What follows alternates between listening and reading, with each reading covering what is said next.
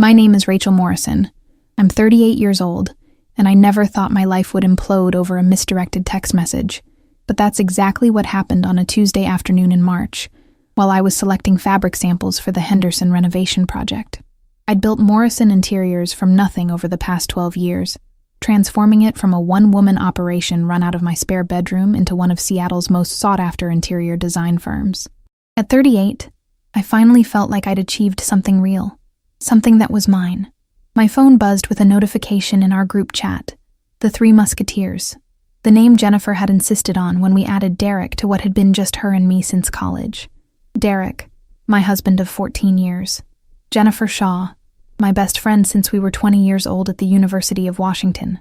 The message was from Derek. Can't wait to feel you tonight. That hotel in Vancouver has the suite ready. Tell Rachel you're visiting your sick aunt again. Time stopped. The fabric swatches in my hand, expensive silks in shades of cream and gold, suddenly felt like they weighed 1,000 pounds. I read the message again, my brain refusing to process what my eyes were seeing. Then I watched in real time as Derek's message disappeared, deleted within seconds. Too late. Screenshots don't lie, and my fingers had moved on pure instinct. Another message appeared, this time from Jennifer. Derek, you idiot. Wrong chat. Then hers vanished too. My phone started ringing immediately, Derek's name flashing on the screen. I stared at it, watching it ring and ring until it went to voicemail. Then Jennifer called. I let that go to voicemail too. Then Derek again. Then Jennifer. Then both of them, one after another, like they'd coordinated their panic. I was sitting in the design showroom where I'd spent countless hours building my business.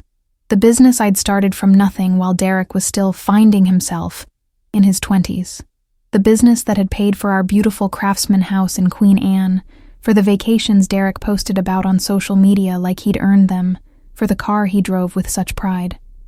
My assistant, Claire, walked in with coffee and stopped short when she saw my face. Rachel, what's wrong? You look like you've seen a ghost. Worse, I heard myself say, my voice sounding strange and distant. I've seen the truth. I showed her the screenshot. Claire, who'd been with me for 5 years, who'd watched me build this company client by client, who'd met Derek at countless company events and thought him charming. Her hand flew to her mouth. Oh my God. Jennifer? You're Jennifer, the one who was your maid of honor, the one who held my hand when my mother died 3 years ago, the one who helped me pick out the lingerie for my honeymoon, the one I told about my fertility struggles when Derek and I were trying to have a baby. That Jennifer. My phone wouldn't stop ringing. Finally, I turned it completely off. The silence that followed felt like standing in the eye of a hurricane, knowing the other side was coming but unable to do anything except wait. I need to go home, I said, standing on legs that didn't feel quite steady. Do you want me to come with you? Claire asked, her young face full of concern. No, I need to do this alone. The drive from the showroom to our house normally took 20 minutes. I don't remember any of it. One moment I was pulling out of the parking lot. The next I was sitting in our driveway, staring at the house we'd chosen together. The house where I'd imagined raising children. The house where Derek had proposed to me in the backyard under the cherry tree, promising me forever. How long had it been going on? Weeks? Months? Years? Every moment I'd spent trusting them suddenly felt like evidence of my own stupidity. Every girls' night Jennifer had canceled. Every business trip Derek had taken. Every time they'd been in the same room, smiling at me, lying to my face. I walked into the house, and it felt different already. Contaminated. I could see them here now, in my space, in my home. Had they been here? In my bed? The thought made my stomach turn. The house was quiet. Derek wouldn't be home for hours. He'd left this morning kissing my forehead, telling me he had showings all day. Showings. Right. My hands were shaking as I walked upstairs to our bedroom. I knew I was looking for evidence now, proof beyond a misdirected text. And I knew with sick certainty that I was going to find it. His laptop was on his desk in the home office. Password protected, but Derek had never been creative. I typed in his mother's maiden name, plus his birth year. The screen unlocked. Sometimes the most devastating betrayals come wrapped in careless predictability. His email was open. I typed Jennifer's name in the search bar. 237 messages. The first one was dated 8 months ago. 8 months of I miss you already, and tonight was incredible, and she has no idea. She, Me. I was she in their secret correspondence. There were hotel confirmations. Vancouver 3 times. Portland twice. Even a weekend in San Francisco that Derek had told me was a real estate conference. I'd encouraged him to go. Told him networking was important for his career. The career I'd been supporting financially for years while he built his client base. I found receipts for jewelry I'd never seen. Lingerie in sizes that weren't mine. Restaurant charges for dinners that happened on nights when Derek told me he was meeting clients, and Jennifer told me she was working late at her law firm. The worst part wasn't the affair itself.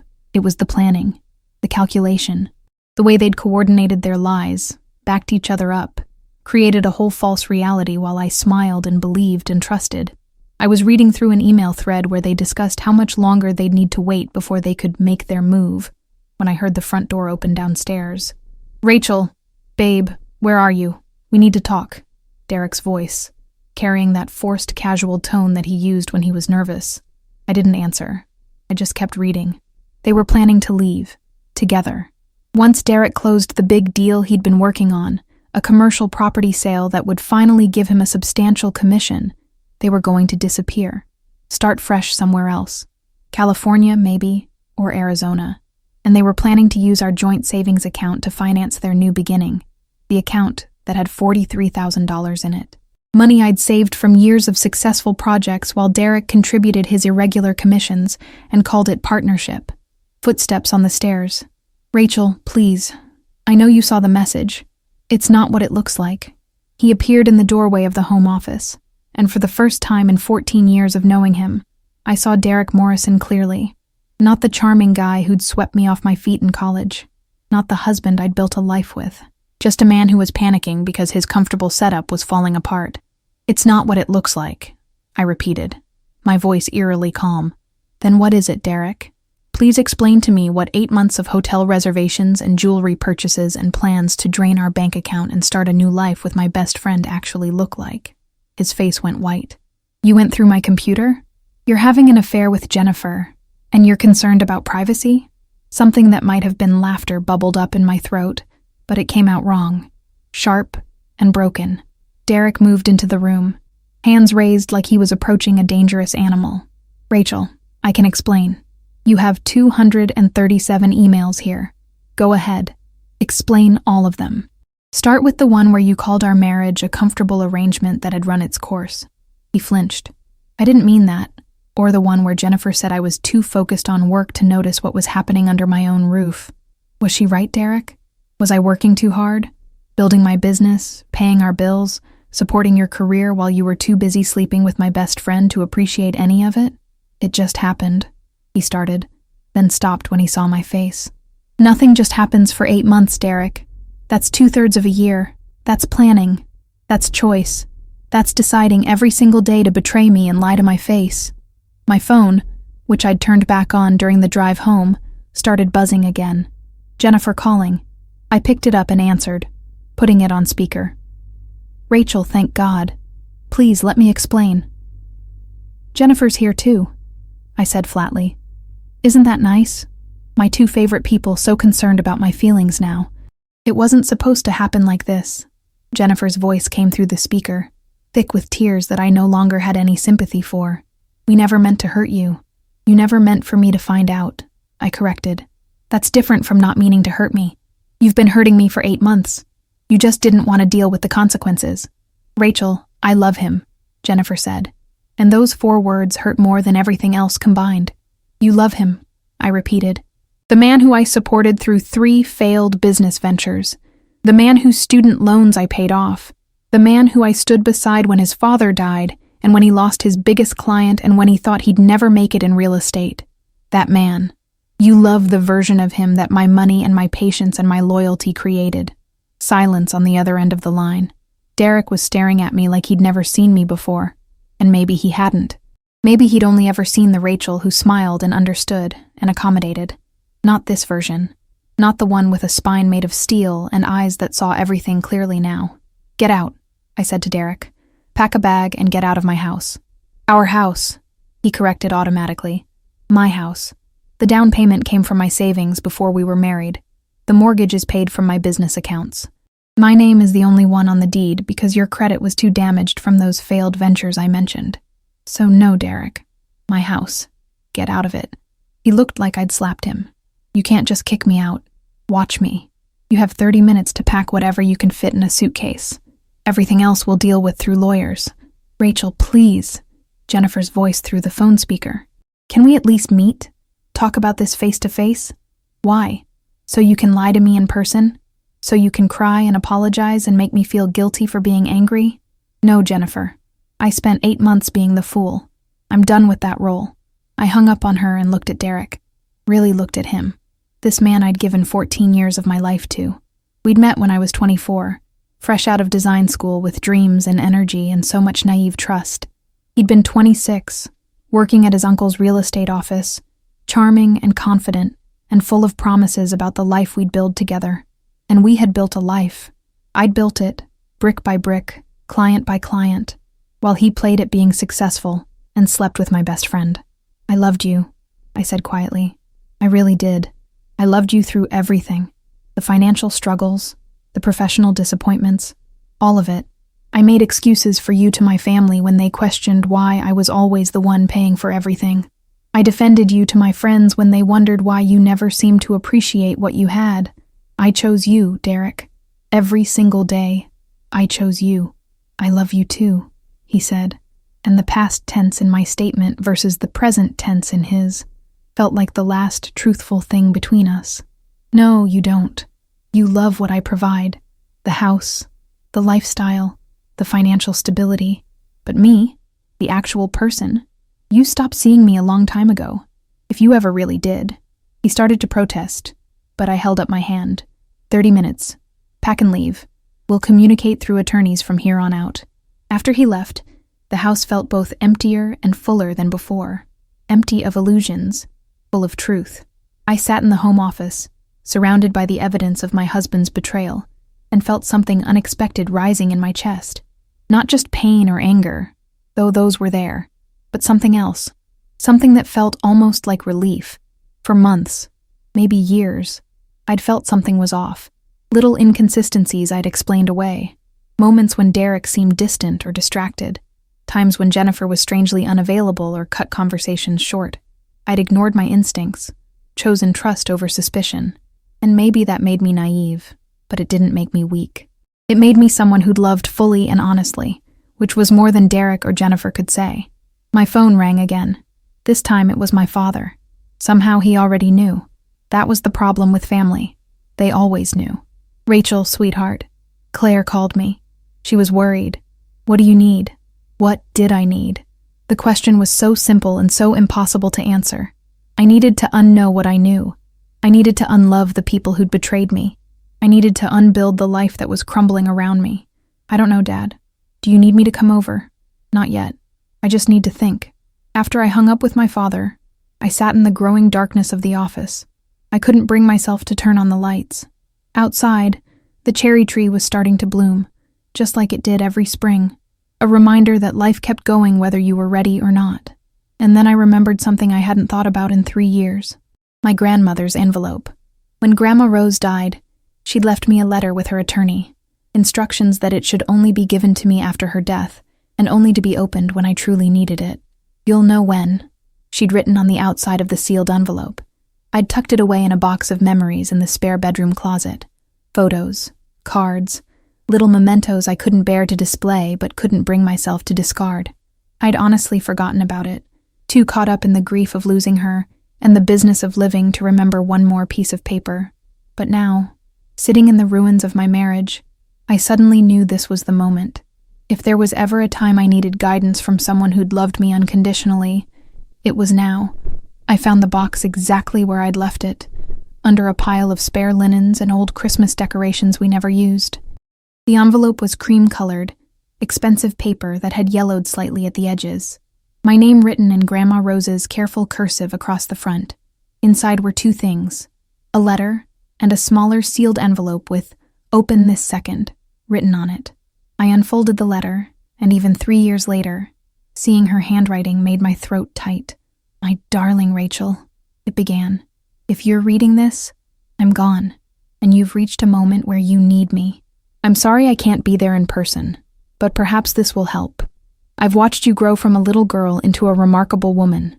Smart, talented, kind. But Rachel, my love, you have one weakness. You see the best in people even when they show you who they really are.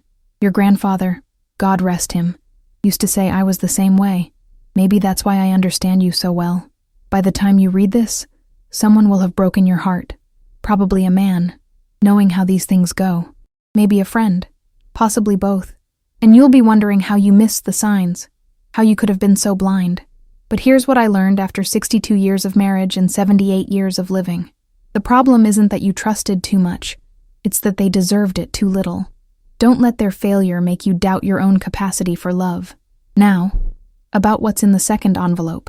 In 1963, when I was 32 years old, my first husband left me for his secretary. Cliché, I know, but in those days, divorce was scandalous, and I was left with nothing but embarrassment and a broken heart. My father, your great-grandfather, gave me money. Not a loan, a gift. He told me, Rose, this is your freedom fund. Use it wisely. I never told anyone about that money, not even your grandfather when I remarried years later. I invested it, saved it, grew it, and kept it separate. Because I learned something important. Financial independence is the foundation of every other kind of freedom. I've been saving this for you, Rachel, for the moment when you need to start over, when you need to prove to yourself and everyone else that you're stronger than whatever broke you. Don't be afraid. Don't be ashamed. Take this gift and build something beautiful. Build yourself into who you were always meant to be, without anyone else's limitations holding you back. I love you, my darling girl. Now open the second envelope and start your new life. Love always. Grandma Rose. My hands were shaking as I opened the second envelope.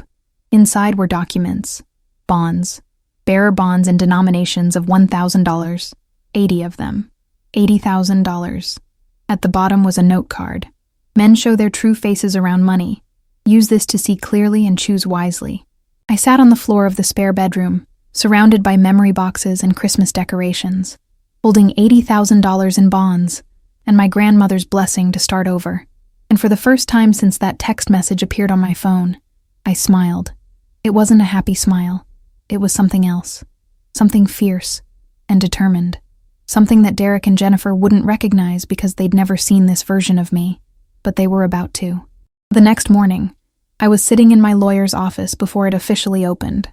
Patricia Chen had handled my business contracts for years, and I knew she'd started her practice after her own messy divorce. If anyone would understand what I was about to do, it was her. Show me everything, she said after I'd explained the situation, and I did. The screenshot, the emails, the hotel receipts, the evidence of their plan to drain our joint account. Patricia's face remained professionally neutral, but I saw the tightening around her eyes. Okay, first, we protect your assets. How much is in the joint account?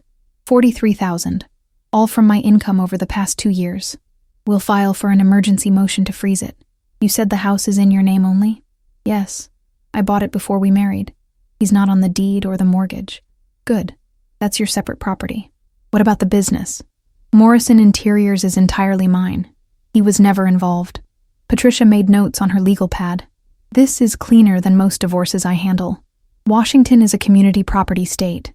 But since you can demonstrate that most significant assets were yours before the marriage or acquired with your separate funds, and given his infidelity, we have a strong position.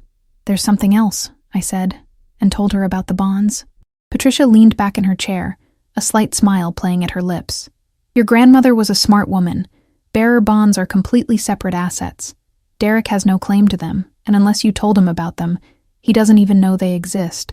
I didn't know they existed until last night. Perfect. Here's what I suggest.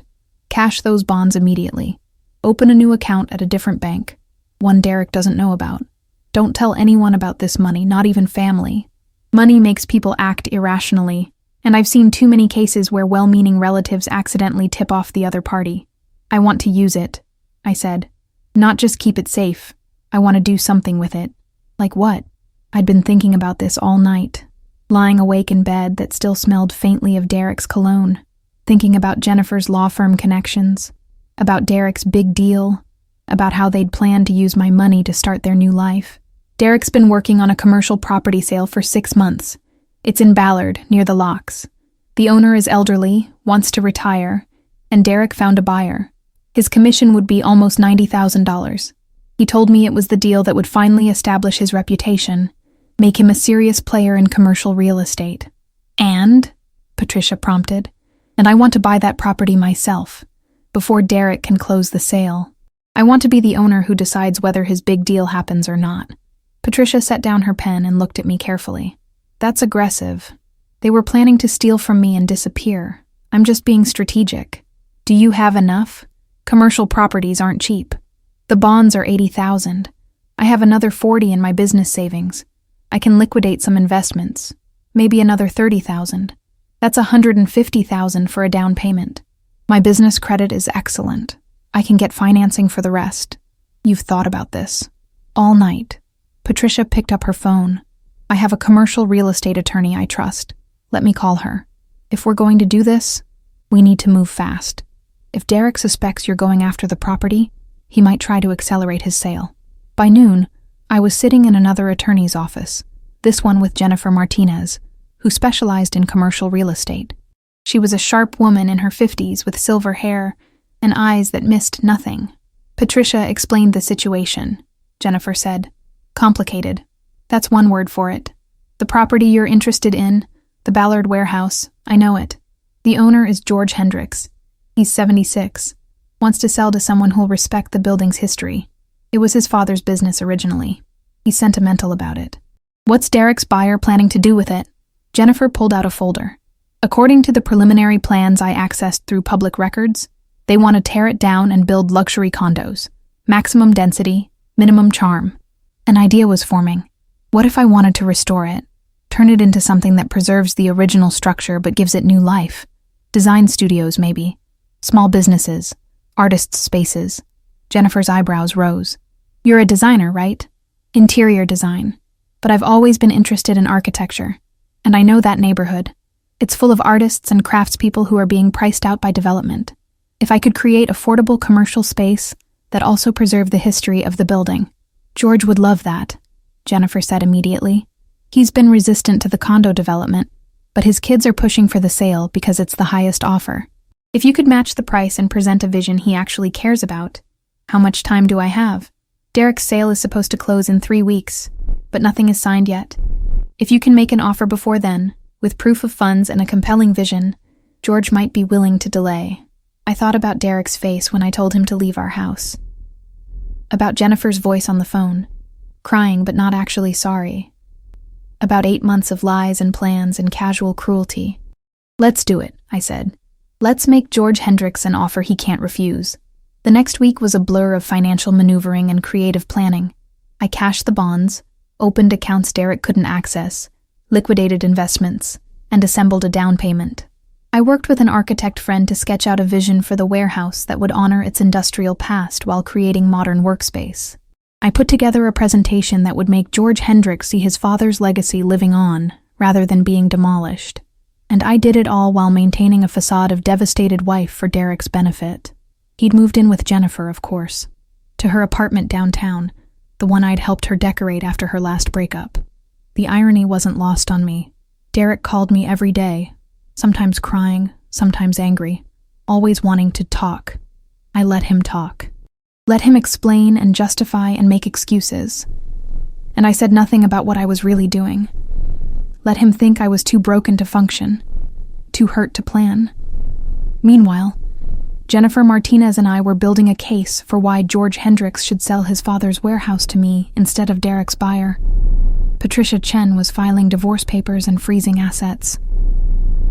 And I was designing the workspace of my dreams, something I could never have afforded or envisioned when I was playing the role of supportive wife. Claire, my assistant, was the only one who knew what I was really doing. She'd helped me prepare the presentation, researched the neighborhood, found comparables for similar renovation projects.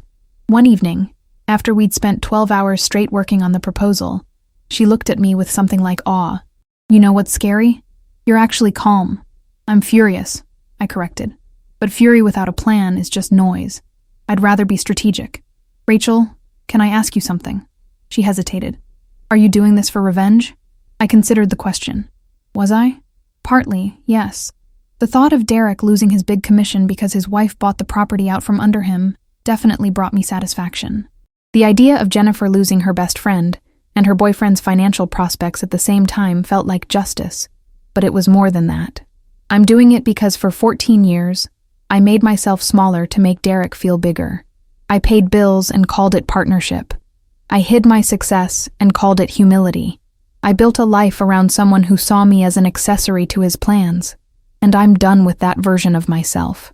So this is about becoming who you were supposed to be all along. Exactly. The revenge is just a bonus. The meeting with George Hendricks was scheduled for a Friday afternoon. Jennifer Martinez and I drove to his home in Magnolia, a beautiful craftsman with a view of the Sound. George answered the door himself, a tall man with white hair and kind eyes that looked tired. "Ms. Morrison? Come in."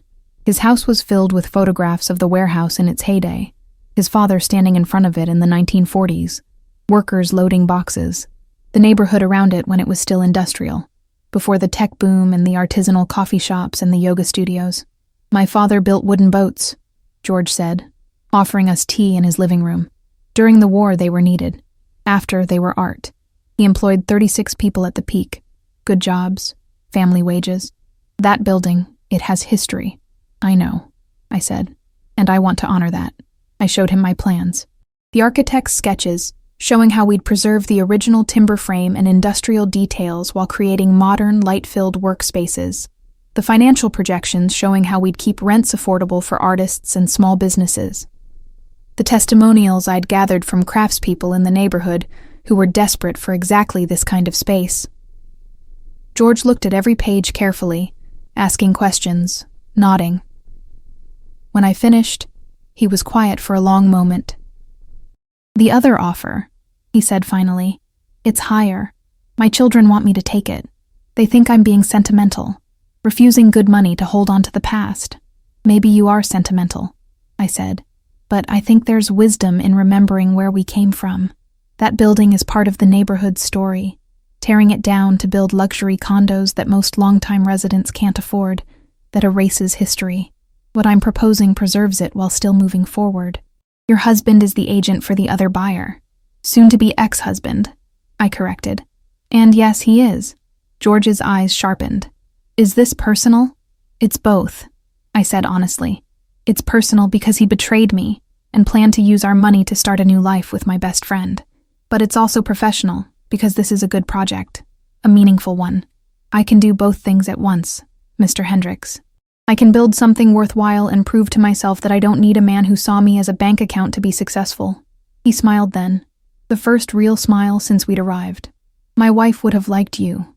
She left me once, you know. Came back 6 months later after she'd started her own business and didn't need me anymore. Stayed married for 42 years after that, but on equal terms. She used to say the best relationships are between people who could survive alone but choose not to." Smart woman. The smartest. "All right, Ms. Morrison.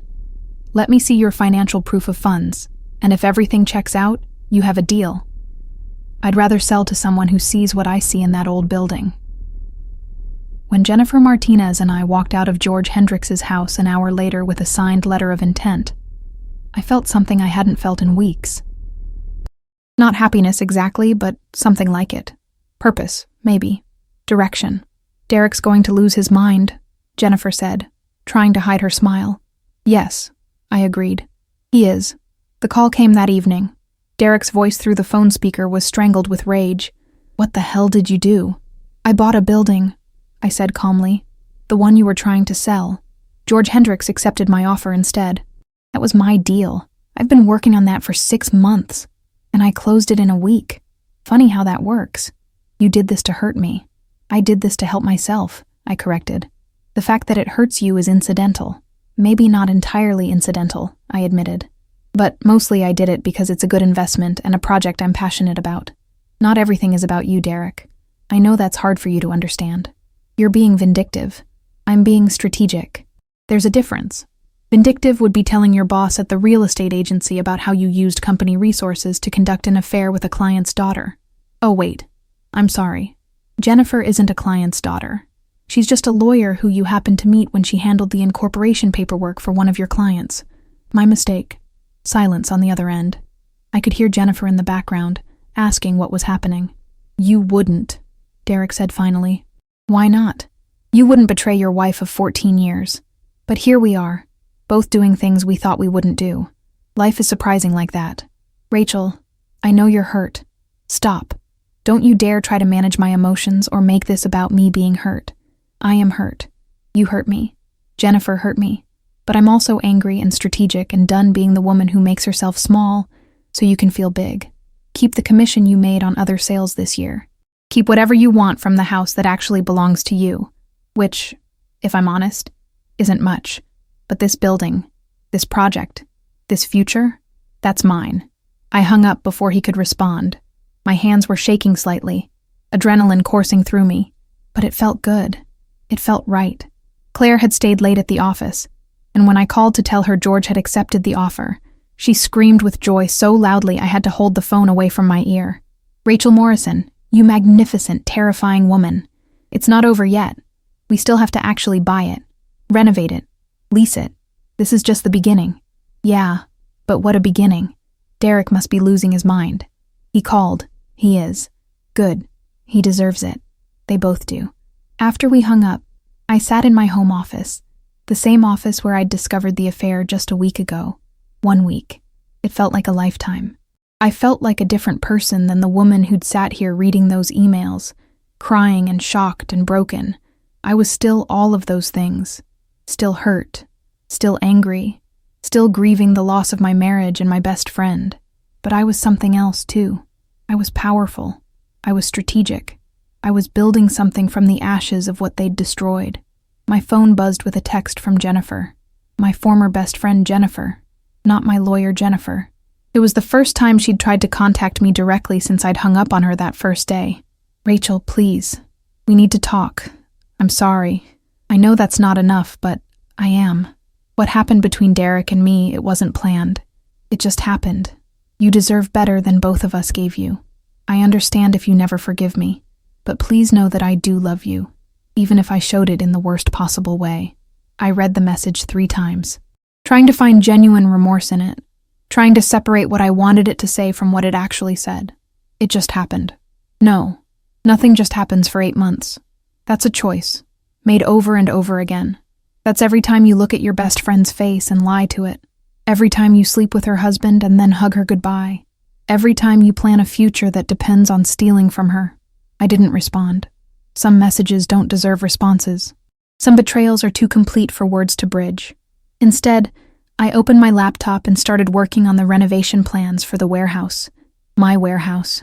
The first major project I'd undertaken entirely for myself, with my own vision, using my grandmother's gift and my own hard-earned money. And as I worked, I thought about Grandma Rose, about how she'd known somehow that I'd need this, that I'd need not just the money, but the permission to use it for myself, the blessing to be selfish, to be strategic, to be something other than accommodating and understanding and endlessly giving. The next few weeks passed in a blur of legal proceedings and business planning. Patricia Chen handled the divorce paperwork with ruthless efficiency. Derek tried to contest everything, claimed he deserved half of my business, half of the house, half of everything I'd built. Patricia destroyed those claims with documentation. My business existed before the marriage. The house was purchased with my separate funds.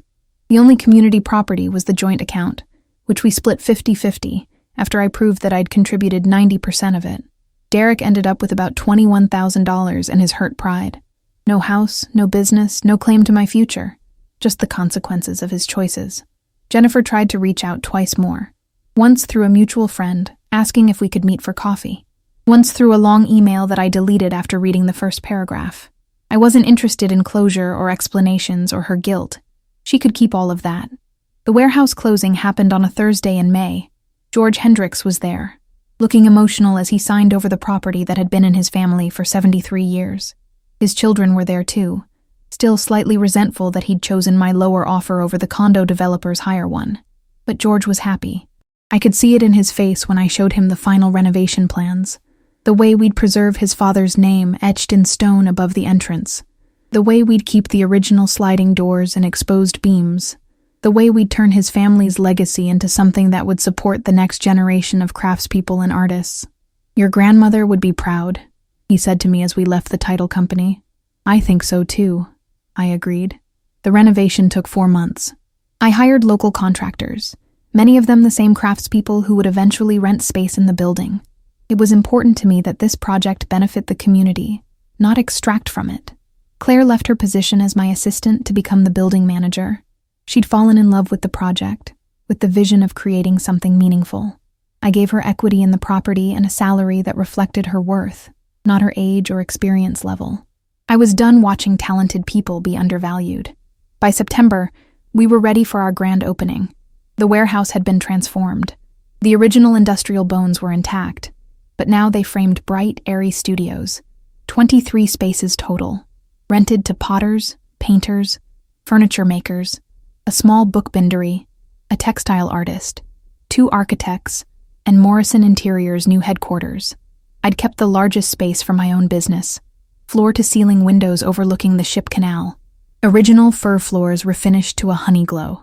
Exposed brick walls perfect for displaying fabric samples and design boards. It was beautiful. It was mine. And it was everything I'd never let myself want when I was busy supporting Derek's dreams. The opening party was on a Friday evening. The whole neighborhood turned out. George Hendricks gave a speech about his father and boats, and the importance of preserving history while embracing change. I gave a speech about second chances and the power of starting over, and somewhere in the back of the crowd, I spotted Derek. He looked terrible, thinner, with new lines around his mouth. Jennifer wasn't with him. I'd heard through the inevitable gossip network that they'd lasted about 6 weeks after I found out. Apparently, love built on betrayal doesn't have a solid foundation. Who knew? After the speeches, after the champagne and the congratulations and the tours of the building, Derek approached me. I was standing alone in my new studio, looking out at the sunset over the water. "It's beautiful," he said quietly. "I can see why George chose your vision." "Thank you. Rachel, He stopped, started again. "I'm sorry. That's inadequate, I know. But I am. I'm sorry for all of it. The affair, the lies, the plans. You deserved better." "Yes," I agreed simply. "I did. Jennifer and I aren't together anymore. I know. I lost everything. The job, my reputation, you, all of it." I turned to look at him. This man I'd loved for 14 years. This man who'd betrayed me and planned to steal from me and seen me as nothing more than a comfortable arrangement. I waited to feel something. Satisfaction at his downfall, maybe. Vindication. Even pity. But I felt nothing. He was just a person I used to know. Someone who'd had the privilege of my love and squandered it. "Derek, I didn't do any of this to hurt you," I said finally. "I did it to save myself. I know you think I bought this building out of revenge, that I built this business to prove something to you. But the truth is, you were barely a factor in any of it. This is what I always could have done if I hadn't been busy making myself smaller to fit into your life. I know. I see that now. Too late is still too late." He nodded, accepting that. "For what it's worth, I'm glad you're doing well. You deserve it." "I do," I agreed. "But not because you or anyone else grants me that permission. I deserve it because I earned it. Because I showed up every day and did the work and believed in something bigger than my own comfort." Derek left after that.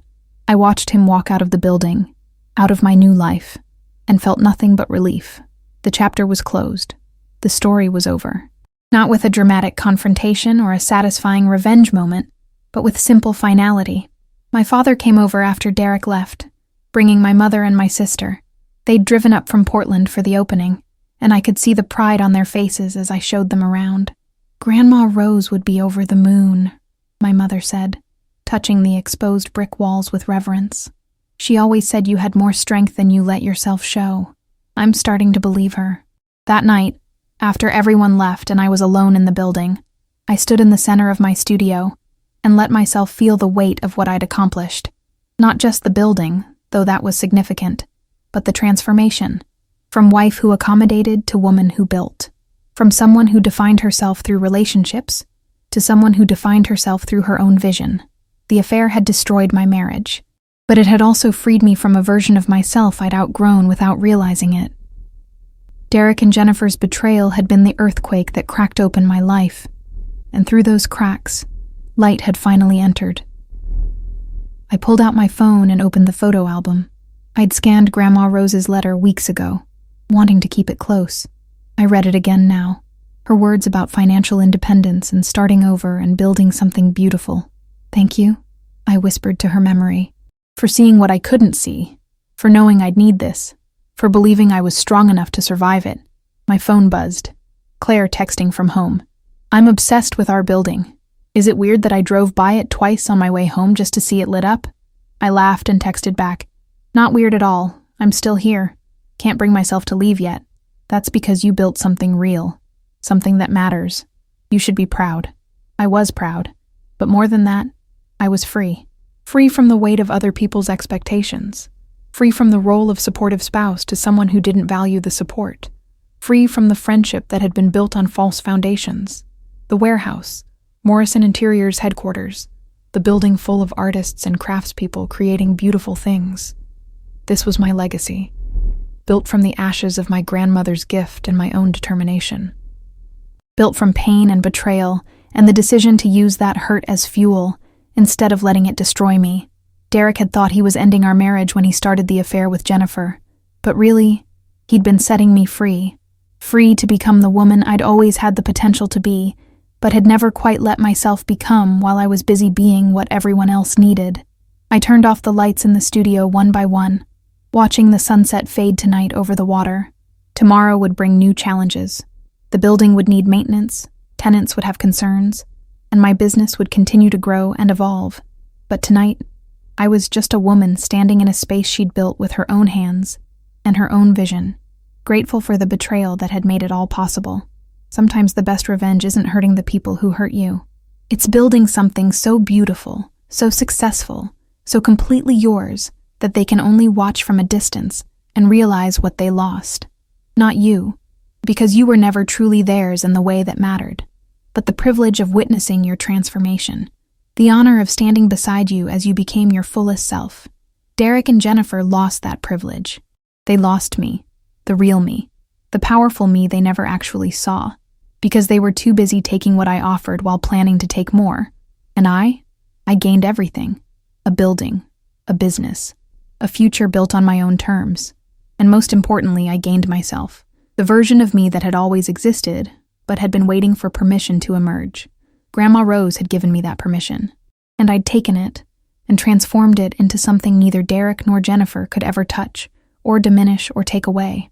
That was the real victory, not their downfall, though that came too, but my rise. From the ashes of their betrayal, I'd built an empire. Small, maybe. Personal, definitely, but entirely mine. And that was worth more than any apology they could ever offer or any revenge I could have taken. I locked the building and walked to my car, parked under the restored original sign, Hendricks and Daughter Building, established 1947. George had agreed to add one word, restored by Morrison Interiors, 2024. My name on a building, my vision made real, my grandmother's gift transformed into legacy. This was what freedom looked like, and it was more beautiful than any marriage built on lies could ever have been.